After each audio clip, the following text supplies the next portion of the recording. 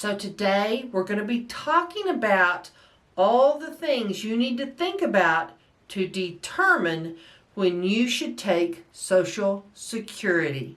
Coming up next.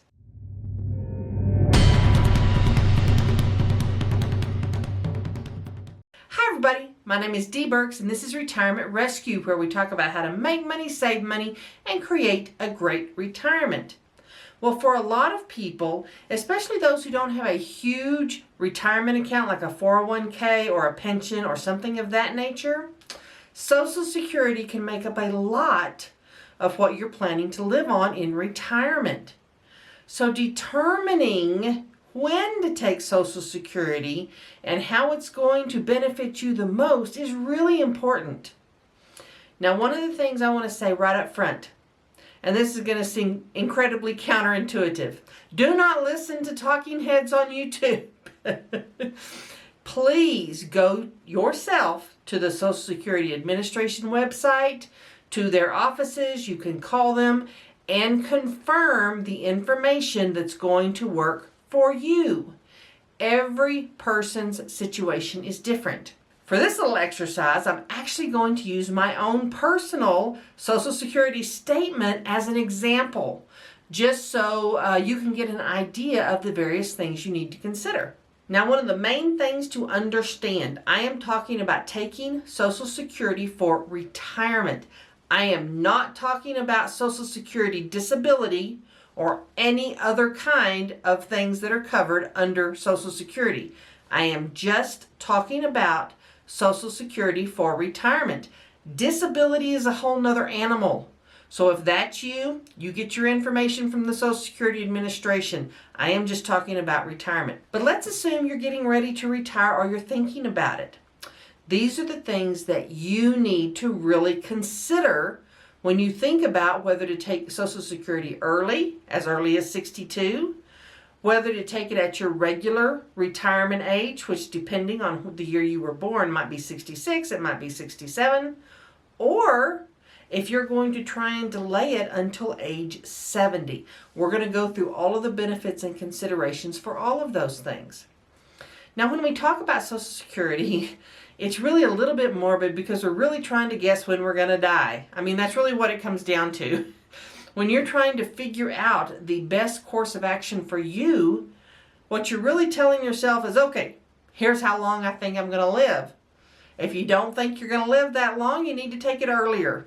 If you think you're going to live a long time, take it later. That's more to your benefit. But let's talk about how you determine that. None of us knows how long we're going to live. However, you know if you have underlying health issues. You know if you're relatively healthy at this point.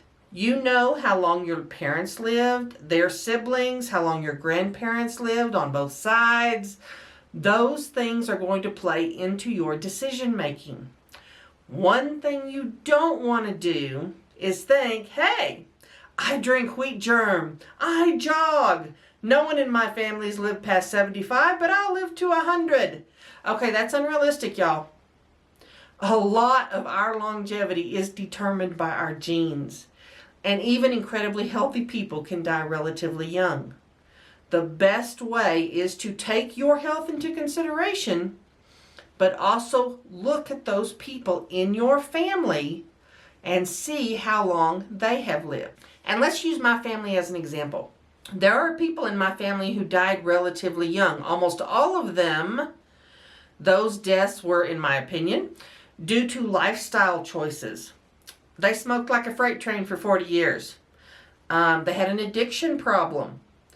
Other deaths, they were killed in a car accident or something of that nature. Massive heart attack because they were incredibly overweight. Those sorts of issues. But there are many people in my family tree that have lived into their late 80s, into their 90s, even one or two that lived beyond 100. I have to consider that. Because when you're talking about retirement, I mean, for me, if I live to be 100, that's like 46 years. That's like 45 years from now. That's a long time. You have to pay bills that whole time. So those are things you want to consider. You have to try and figure out what your expected longevity is going to be. And rather than think about a specific age, which you're going to do when you look at your family, think about what that means in years. If you're 60 years old and you're considering all these things, well, okay, are you going to live to be 70? 70 sounds old to everybody. But if you're 60, that's only 10 years. 10 years is a very short time. Think, well, yeah, okay, I'm doing well. I might live another 10 years easy. Okay, what about 15? 15's a little longer, but is there any reason you wouldn't live that long? So you have to ask yourself those sorts of questions, which is really weird and uncomfortable. Instead of going by what average life expectancy is, and we all have seen those tables, Social Security even has them, hey, this is your average life expectancy. They're not figuring in your family. They're not figuring in your lifestyle choices. None of that is coming into play. That is for you to figure out. So think about those when you're thinking about when you're going to take retirement. Now, when looking at your Social Security statement, we all have one. They're required to send one out once a year. If you haven't gotten one or don't get one, you can get onto their online portal and you can look it up online. It's going to say basically the same thing as your statement. But let's look at mine. Every Social Security statement is going to give you your expected retirement age. And because I was born after 1960, mine is 67. If you were born before 1960, your age is going to be less than that. Your retirement age will be less than that. But your statement will have your age on there. So look for that first. What is your actual retirement age? Mine is 67. And at 67, the expected monthly amount I would get from Social Security right now is $1,558. Now realize, if you continue to work and you make a lot more money in the last few years of you working than you have before, that amount may go up. So these are just estimates, and it even says on your statement, this is an estimate. You won't know the exact figures till you get there, but their estimates are really pretty good. So we're just going to use this as my amount, $1,558. Now, one of the things you will notice is that if I chose to take retirement early at 62, I could take it as early as 62, it would only be $1,094. You are penalized for taking it early. However, if I were to wait just 3 more years beyond my expected retirement age to age 70, it jumps up to $1,932. This is why it is such a big deal to figure out your best time to take Social Security, is because it can make a big difference in your monthly income. Now, the first thing a lot of people do is they figure out, okay, when I'm 75, how much will I have earned depending on which one I take? They all do these numbers. We all do these numbers. And I'm going to show you these numbers too. The difference in these amounts at 75, 80, 85, and 90. I'm going to show you the difference in my amounts. But I will tell you, just going by these amounts can be a big mistake. And I'll explain that afterwards, but be sure you stick around for that because there's a bigger consideration than just your total amounts. But let's get to the totals. Now for me, if I were to take the $1,094, that works out to $13,128 per year. The $1,558, if I waited till 67 and took the $1,558, that works out to $18,696 per year. If I wait till 70, that amount works out to $23,184 per year. So those were the numbers I used to do my calculations. Well, at 75, were I to die at 75, I would have made obviously a lot more money taking retirement early. And that is simply because that will have been 13 years of taking retirement early. However, once you get past 75, and once I get past 75 and live beyond that, the numbers change. You'll notice in the second set of numbers at age 80, and my parents will be 80 next year, So it's not that old, because my parents to me do not seem that old. But yes, they will be 80 next year. But at 80, you can see the total shift somewhat. And suddenly, were I to die at 80, it would have been a better deal for me to wait until my full retirement age and take the 1558. That would have been a better deal. However, what if I don't die at 80? Well, beyond 80 into 85, that is really where taking a later retirement shows its strength in one way, and that is total money. I will have taken more in 15 years having the late retirement than I would have gotten in the 23 years plus of the early retirement. So all of these numbers change depending on your expected lifespan. Now, because people in my family live, forever, and they do, they live a very, very long time, most of them into their 80s, into their 90s, a few into the hundreds, which is just kind of scary, but it could happen. Obviously, that is going to be your best deal, is to wait and take retirement late if you have a family like mine. Now, here's something really important that we need to talk about. It is not a bad thing to take that retirement early. If you have health issues, if you have already had cancer at least once, if there is any reason you think you might have a relatively short lifespan beyond 62, by all means take it early, because you're not going to earn much money if you don't. You're not going to have that money to live on while you're alive.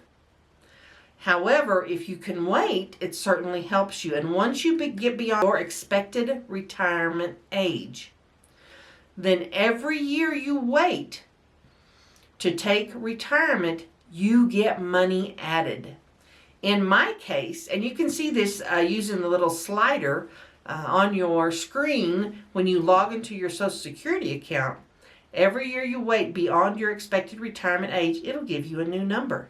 In my case, if I wait until I'm 68 to retire, the new number is $1,599, so less than $50 extra.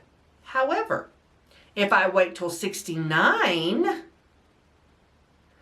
then that number is $1,724.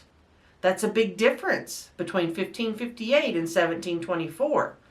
But the most interesting part of this is if I wait between 69 and 70, that amount is more than $200 a month. It is $2,400 a year extra that I'll get the rest of my life if I wait that one extra year. That's one way this is so powerful. However, like I said, if you need the money or you think your lifespan is going to be shortened, less than 75 for sure, then go ahead and take it early. But there are a lot of really good reasons not to. One of the things, and I'm not going to talk about all the myths that people have out there about Social Security. Let me tell you, the misinformation is rampant, which is why I say get your information directly from Social Security. Don't get it from a financial advisor. Don't get it from a friend. Don't get it from the old guys who sit around and drink coffee in the mornings. Get your information directly from Social Security, so you will have the correct information. But one of the big myths is, well, once you're on Social Security, you can't earn more than $17,000 a year. They start taking your benefit away. Let's talk about how that works. When we are talking about Social Security for retirement, not disability, for retirement, that only applies if you take Social Security early. There's an income limit. And for this year, it's just over $18,000. They're raising it slowly. And once you get beyond earning $18,000 a year, then for every $2 you earn, you lose $1 in benefits until you reach your full retirement age. Once you reach that full retirement age, which for me is 67, if you then take Social Security, there's no income limit. The first year you apply, because that first year will be a partial year depending on when your birthday is, you're limited to $50,000. After that, no limit, y'all. So you can earn as much as you want to. That is a huge fallacy. Most people walk around with it. Oh, I can't work if I take Social Security. Not true. They want you to work. If you wait until your full retirement age, there aren't those limits. So that's something to be aware of. And one other point is that they change these rules, tweak the numbers, tweak the limits all the time. You have to come back regularly every year. When they send you your statement every year is a good time, and reevaluate. How is your health? Has anything changed? Has your life changed? Is what you want for retirement, has that changed? Has anything changed that's going to make a difference in when you choose to take Social Security? You want to reevaluate that frequently. Check up and make sure there aren't any new rules or anything that might affect you. When you take Social Security is very dependent on you personally. And if you're married, you might take Social Security at different times. Let me give you an example. My mom had polio when she was a kid. So when she was in her early 60s, she started to have mobility issues. She was already to the point, she'd already sold her flower shop, she wasn't going to work anymore, and they knew it. So it made sense at that time for her to take Social Security early. They would have a little bit of income from her. She wasn't planning to be working anyway. And should her mobility issues get worse or something happen, she will have gotten something out of her Social Security. Now, as it turns out, she's almost 80 and she's great. She still has mobility issues. But here again, you have to make decisions with imperfect information. And at that time, my dad was still working. He worked his full job clear up until 69. And when he retired, he waited until 70. He got the additional amount.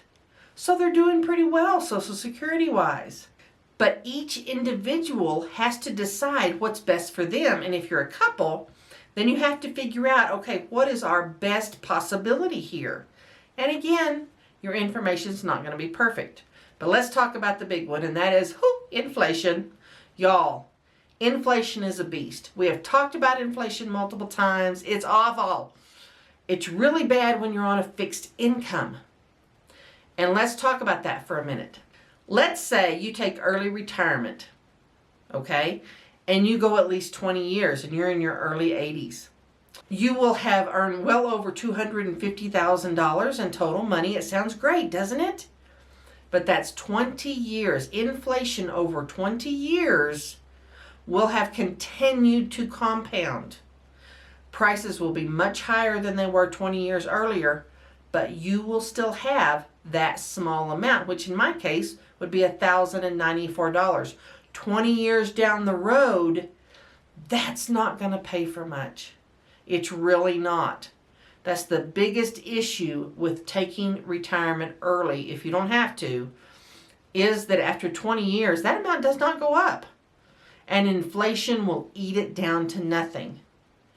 And if you can wait until your full retirement age, you give yourself a 30% raise, basically. You'll have 30% more money every single month. And when you're looking at paying bills, having $1,500 to do it instead of $1,000 to do it is a big difference. By the same token, those last 3 years, in my case, between 67 and 70, the additional retirement, that's another 25%. In essence, by waiting until 70, provided my health is good and everything looks good, I will have doubled my money. That is really going to make a difference when I'm 80 or 82. I've got $2,000 coming in instead of $1,094. So don't get hung up on the total amounts, because a lot of people do that. They think, well, the total amount. Okay, what you have coming in every month is so much more important than the total amount you're going to be paid over 20 years. What I tell everyone to do is make a plan, and my plan currently is to work until I'm 70. I plan to work that long. I'll work as long as I can. If something happens with my health, hopefully I'll be able to hold out till at least 67. But so far, it hasn't. That's just a little over 10 years away. I don't anticipate that happening. So I'm currently planning to wait until 70. But if something happens, I will reevaluate. And if I need to take it then, I will. No question. You have to do what's right for you at the time. And just because you decide when you're in your late 50s or maybe your 60s, I'm going to wait until I'm 70. If something changes, things don't go like you think, you have a health scare for whatever reason, it's okay to change your mind. It's okay to go ahead and take that retirement if you are afraid your lifespan might not be as long as you hoped it would be. It's okay. Don't think you have to stick to something when it becomes clear that may not be in your best interest. And as a couple, it's really important to evaluate each of you separately and think about what's going to be best. Because one of the things that happens that really catches people off guard is that when both people get on Social Security, retirement Social Security, and then one of them dies, you don't get your partner's amount, which is, yes, a ripoff, but that's how it is. You can take yours or you can take theirs.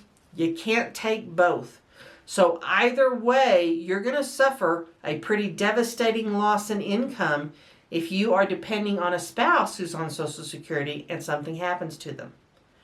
That is something couples really have to consider. For those of us who are single, we don't have anybody else. So we've got to be really careful that we try to maximize every bit of monthly income we can so we will be in the best position possible for as long as possible. Now, if you've enjoyed this video, please click subscribe, and I'll see you next time.